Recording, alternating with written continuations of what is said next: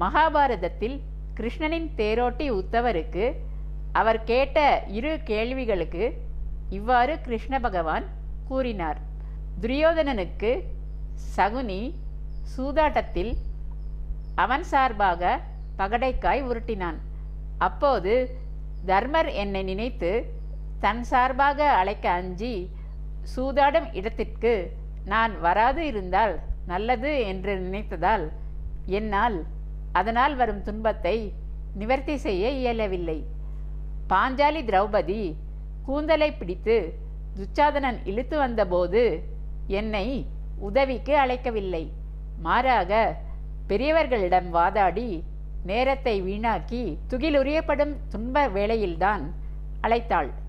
எந்த பிரச்சனைக்கும் முதலிலேயே இறைவனை நினைத்து அழைத்தால் துன்பங்கள் வராது என்று கூறினார்.